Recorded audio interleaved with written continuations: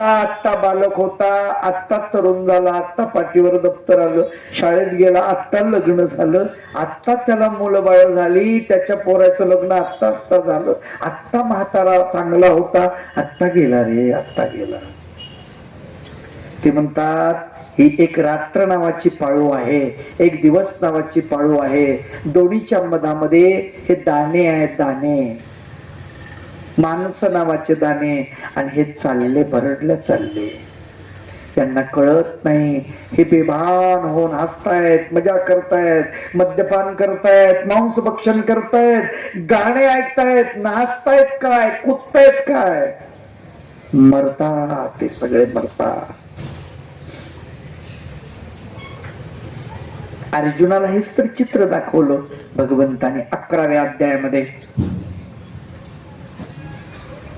भगवंताचं विशाल रूप त्यांनी बघितलं आणि माणसं सगळे हे सगळे भगवंताच्या तोंडामध्ये चाललेले बघितले,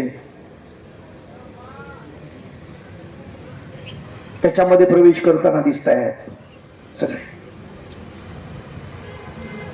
आणि ते रूप बघून मग हा लगेच देवाला नमस्कार करतो. देव आहे, भगवंत आहे, काय आहे म्हटलं, हे सत्य आहे, माझं हे काल रूप आहे, काल रूपामध्ये हे सगळे सगळे चालले आहेत, सगळे चालले आहेत, सगळे नष्ट होणार आहे. जन्माला येतात, मरण पावतात, दो घड़ी का जीवन है.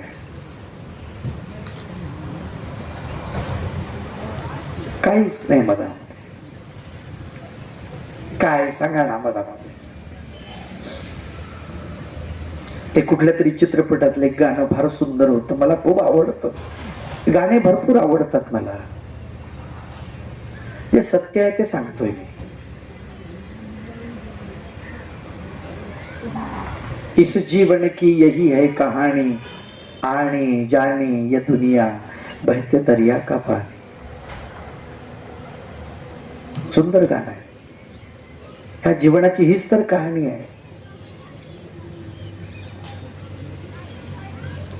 फूल उगवत, सुकून जात,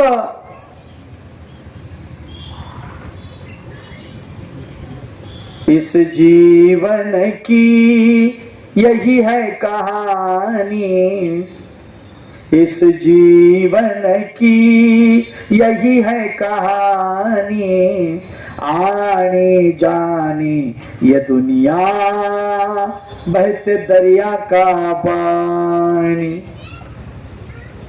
वाहणारा प्रवाह आहे, कधी संपून जाईन पता नाही, कधी नष्ट होईन, जिरून जाईन पता नाही, कधी हवेमध्ये याचं रूपांतरण होईल माहित नाही. फूल खिले खिल कर मुरझाए, दीप जले जल कर बुझ जाए. फूल उगवत, उमलत, सुकून जात, दिवा लागतो, विझून जातो. इस बगिया की रीत यही है, या बगीच्याची रीतच अशी आहे. एक रुत आए एक रुत जाए, कैसे बदले रीत पुरानी. कशी बदलणार, आने जाने ये दुनिया बहते दरिया का पानी. माणसा विचार कर, जन्माला तू आलास, कधी संपून जाशील याची गॅरंटी नाही. गाण्यामधून काही अर्थ निघतात हो, आपण त्याच्याकडे त्या दृष्टिकोनातून पाहतच नाही, माहीतच नाही. आपल्याला वाटतं चित्रपटातले गाणी आहेत, पण त्याच्यात खूप मोठा अर्थ दडलेला असतो.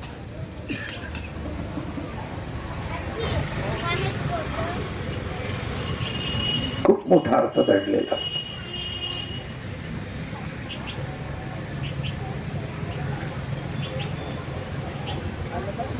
जीवनी मोगरा फुलावा, जीवनी ओलावा असावा, आनंद यावा नवा नवा जीवना भीतरी. आपल्या जीवनामध्ये मोगरा फुलला पाहिजे, सुगंधित सुगंध असं आपलं जीवन असलं पाहिजे. आपण अनुभवावा, दुसऱ्यालाही सुगंध वाटावा. एक लक्षात घ्या, जोपर्यंत आपण जिवंत आहोत ना, तोपर्यंत आपल्याकडे पाहून अनेक लोकांना आनंद झाला पाहिजे. आपल्याकडे पाहता क्षणी पुढचा माणूस हसला पाहिजे. असं वागा की आपल्यामुळे त्याला आनंद होईल पुढच्याला.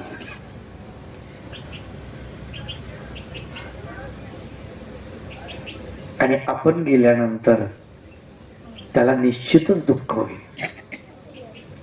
कमाई सांगू का तुम्हाला, कमाई मनुष्य जीवनाची. इस्टेट किती कमवली, बंगला आहे का, गाडी आहे का, पॉवर किती आहे, फ्लॅट किती आहे, अमरावतीला किती फ्लॅट आहे, अचलपूरला किती आहे, याच्यावर काही अवलंबून.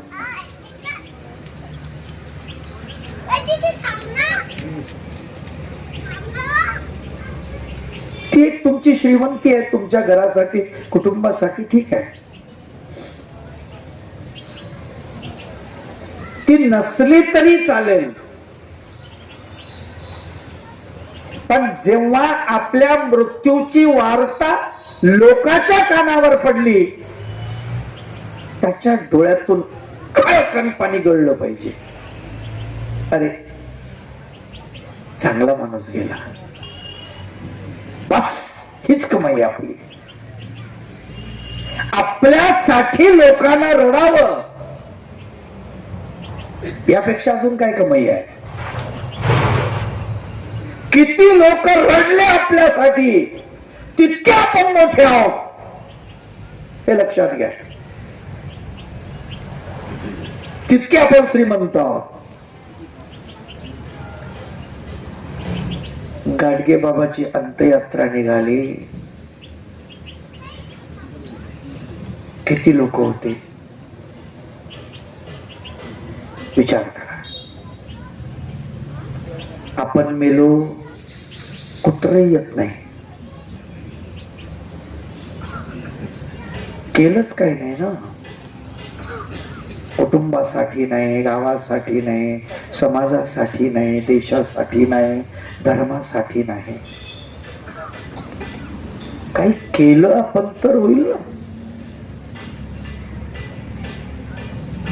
नाही कुणासाठी करता आलं, कमीत कमी स्वतःसाठी तरी करा. ती महत्वाची गोष्ट आहे.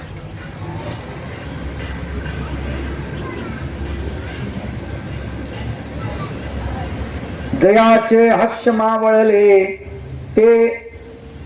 तेची नरका पावले, हासरे दुःखातही झाले सुखी सुखवंत जगी.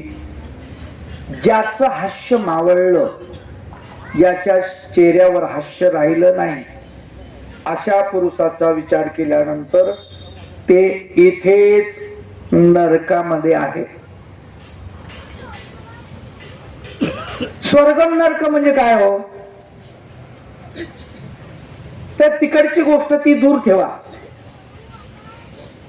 जो माणूस आयुष्यामध्ये कधीही रडत नाही, हसत राहतो, बिमारी येऊ द्या, काही येऊ द्या, ताप येऊ द्या, खोकला येऊ द्या, ठसका येऊ द्या, मरायला लागू द्या, मरता मरता हसायला लागला, तो माणूस स्वर्गात आहे. आणि ज्याच्या घरी प्रचंड संपत्ती आहे, खूप सुख सुविधा आहे, आणि तो सारखा दुःखामध्ये आहे, याचाच अर्थ तो नरकामध्ये आहे. इथेच स्वर्ग, इथेच नरक. पुढचा भाग पुढे, पण इथल्या इथे. अवघे विश्व कोमे जले, मनोनी प्रभू प्रगटले, फुलण्यासाठीच आरंभिले हास्य प्रारंभी. सगळं विश्व कोमेजलं होतं. सगळ्या विश्वामध्ये त्रास सुरू होता. स्त्रियांना, अंतजांना, लोकांना सामाजिक जे परिस्थिती होती अत्यंत हालाखीची होती. म्हणून भगवंतानी अवतार स्वीकारल्या हसले भगवंत.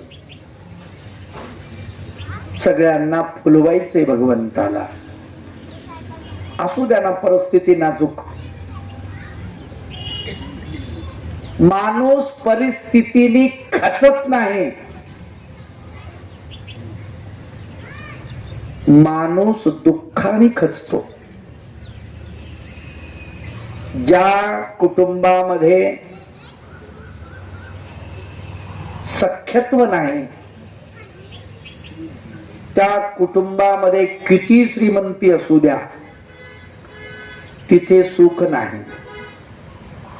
ज्या कुटुंबामध्ये सख्यत्व आहे, सख्यत्व म्हणजे आपलेपणा एकामेकाविषयी, त्या कुटुंबामध्ये संध्याकाळची भाकर नसू द्या, एक टाइम जेवण असू द्या, तरी ते कुटुंब सुखात आहे. कारण का? एकामेकाला विचारण्यासाठी त्यांचे अंतःकरण मोठे आहे. लक्षात घ्या. अंतःकरणाने ती माणसं श्रीमंत आहेत.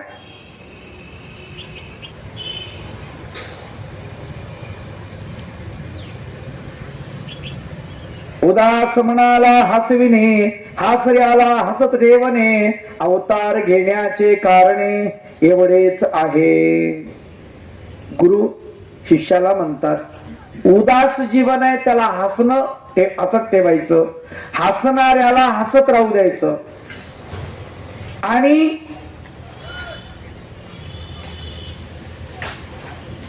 हेच तर अवतार घेणाऱ्याचं खरं कारण आहे भगवंताचं. आणखी हसण्याचे कारण त्यात रहस्य गहन, त्याचाही हेत समजावून सांगतो तुझ. दुसरा एक हसण्याचं कारण आहे म्हणाले. त्याचा काय हेतू आहे तो तुला सांगतो. जणू म्हणाले भगवान तुम्ही का गेलात मरुण, तुमचे जीवन गतिमान न दिशे मला पै. जन समुदायाला उद्देशून भगवंत म्हणतात अरे मी मेलोय, म्हणजे माझं प्रेत खाली पडलंय, तुम्ही अजून जिवंत आहात, तुम्ही का मरून गेलात, तुमचे चेहरे का उदास आहेत.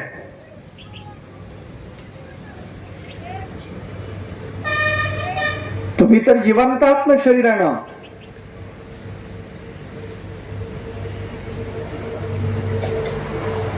जयाचा विकास थांबला, तो जिवंत असून मेला, लोहार भात्यागत जगला, श्वास घेतो मनोनी.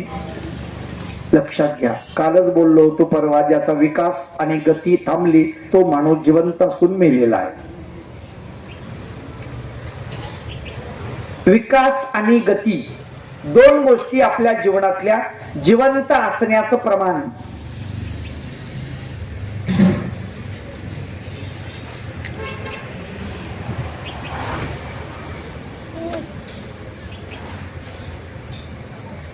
बाबांची एक सुंदर कविता आहे.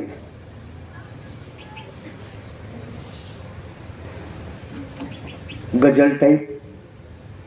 तुम्ही जिवंत आहे सांगा कसे म्हणावे. तुम्ही जिवंत आहात कसं म्हणावं, त्याचं प्रमाण काय? प्रमाण द्या ना. आपण जिवंत आहोत याचं प्रमाण पाहिजे की नाही. प्रमाणपत्र मागतात. आधार कार्ड अपडेट करून घ्यावं लागतं, सांगावं लागतं ओ आम्ही जिवंत आहेत बरं का, नाही तर आम्हाला मेलेलं समजसाल तुम्ही. तर आपण जिवंत आहोत याला प्रमाण काय? प्रमाण दिलं पाहिजे की नाही. गतिमानता आहे का आपल्यामध्ये? गतिमानता गेली. विकास आहे का आपल्यामध्ये? विकास संपला. विकास आणि गती खुंटली. जिवंताचं प्रमाण ते आहे. महर्षी व्यासांनी फार सुंदर वर्णन केलेलं आहे. जिवंतोपी मृत पंचव्यासेन परिकीर्तित दरिद्री व्याधित मूर्ख प्रवासी नित्य सेवक. ही 5 माणसं जिवंत असून मेलेली आहेत असं महर्षी व्यास म्हणतात. कोणते कोणते? जिवंत अपि मृत पंच. जिवंत असून मेलेले 5 आहेत म्हटले. कोणते कोणते? दरिद्री. दरिद्री माणूस जिवंत असून मेलेला आहे. दरिद्री कोणाला म्हणायचं? परिस्थितीने नाजूक आहे तो नाही. ज्याला स्वतःवर करण्या इतकंही प्रेम ज्याच्याकडे शिल्लक नाही तो माणूस, तो दरिद्री. आत्महत्या करायला लागला ना, आत्महत्या करतो म्हणजे त्याच्याकडे प्रेमच नाही शिल्लक. स्वतःवर करण्या इतकं जर प्रेम शिल्लक नाही तुमच्याकडे, भिकारी आहात ना तुम्ही. मग तुम्ही जिवंत काय मेले काय सारखेच आहे.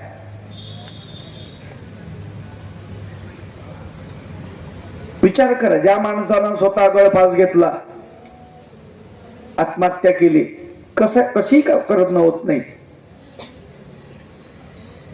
त्याने आत्महत्या केली म्हणजे प्रॉब्लेम संपले का? नाही. त्याला वाटतं आपल्याविषयी संपले. अरे असं नाही. येथून या जाता दुःखाचे डोंगर, घोर अति घोर नरकपुडा. इथून गेल्यानंतर समोर मोठं ताट वाढून ठेवलंय भल्या माणसा. तुला काय वाटतं इथून या देहातून गेलो का संपलं? असं नाही. पुढे तर फार मोठं आहे. मग पण जिवंतोपी मृत पंच व्यासेन परिकीर्तित दरिद्री व्याधित मूर्ख प्रवासी नित्य सेवक. दरिद्री दरिद्री स्वतःवर प्रेम करण्या इतकंही प्रेम ज्याच्याकडे शिल्लक नाही तो माणूस जिवंत असून मेलेला आहे.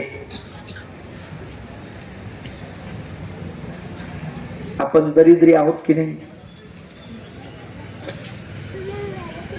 परिस्थितीने नाही म्हणत बरं का मी. स्वभावाने दरिद्री आहोत. एखाद्याला विचारा कस काय चाललंय? काय नाही, बरं चाललंय. तोंड काऊन वाकडे तिकडे करायला?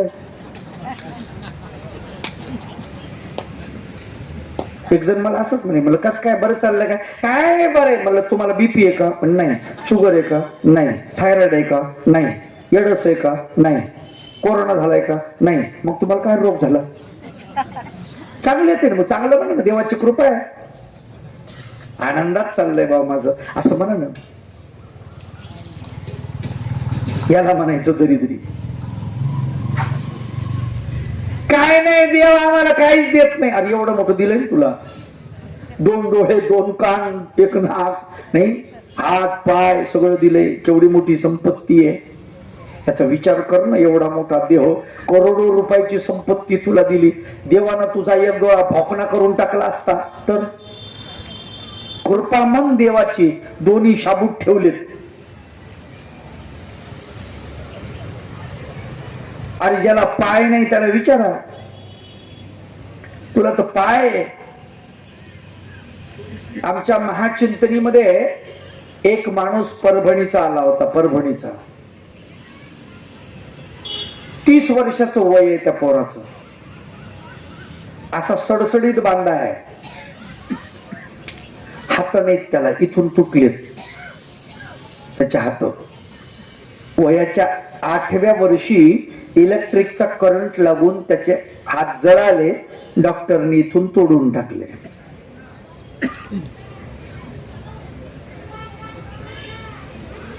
तो माणूस 300 किलोमीटर पायानं गाडी चालवत आला. कशानं? पायानं. कमाल आहे की नाही? गिअर कसा टाकत असेल, क्लच कसं टाकत असेल. गेअर कसा बदलवत असन, एक्सिलेटर कसं हे करत असन, स्टेरिंग कसं पकडत असन. चिंतनीत आल्यानंतर त्याने मोबाईल नंबर लावून दाखवले, फोन लावून दाखवले. एवढंच नाही, दोन्ही पायानं पटपट पटपट तो मोबाईलवर कीपॅडवर टाईप करतो.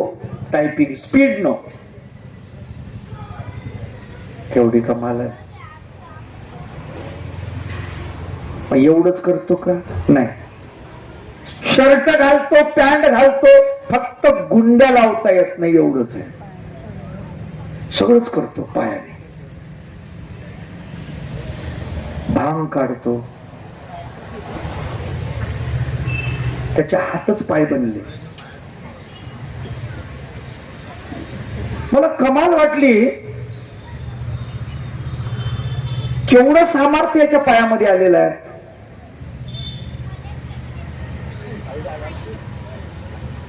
चपात्या लाटून दाखवल्या त्यांनी तिथं स्टेजवर.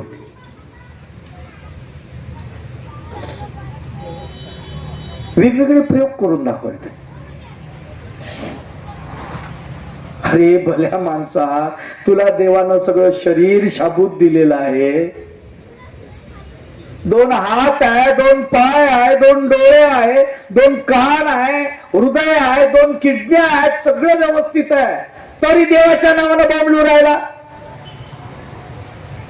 काय दिलं देवानी? काय पाहिजे तुला?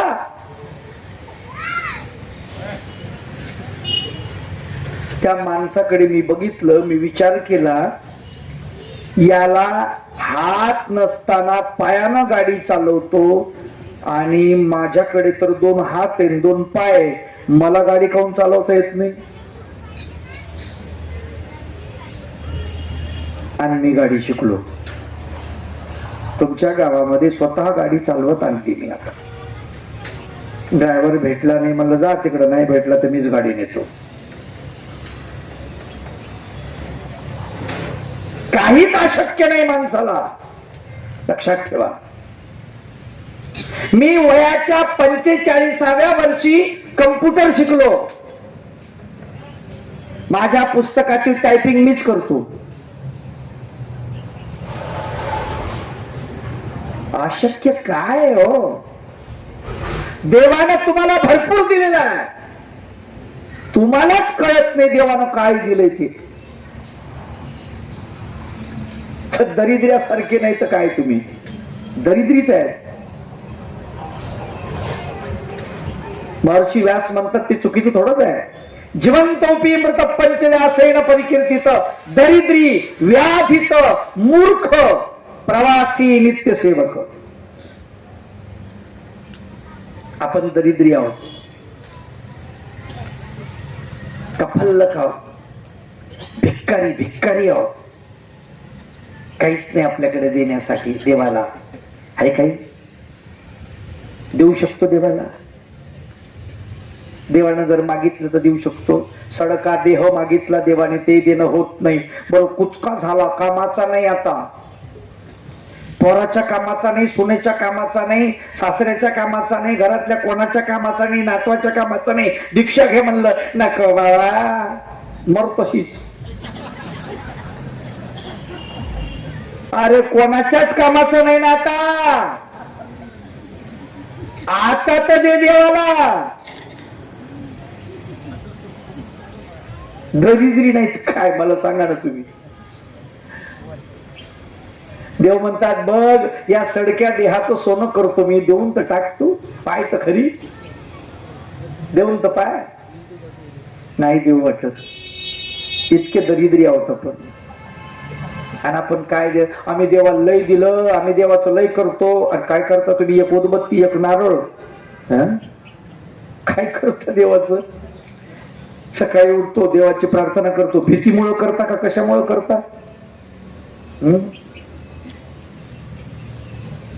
काहीतरी कशालाही भक्ती म्हणता, काही म्हणता. अरे ते साधी गोष्ट आहे ती. का परवाच सांगितलं तुम्हाला, ती अर्चन विधी मधली आहे फक्त. उदबत्ती दाखवणे, फूल वाहणे, गंध लावणे, आरती वाळणे, दंडवत घालणे, आरती म्हणणे, स्नान घालणे, उपहार दाखवणे, ह्या क्रिया अर्चन विधीमध्ये जातात. एकच विधी आहे अर्चन.